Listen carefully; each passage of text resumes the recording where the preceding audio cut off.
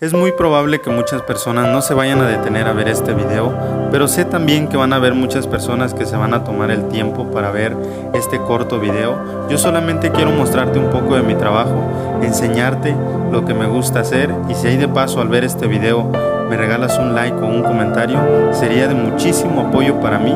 Y si no lo haces, de todas maneras estaré muy agradecido porque te hayas tomado el tiempo para quedarte a ver los pocos minutos que dura este video. Si te quedaste hasta el final de este video, de verdad muchísimas gracias.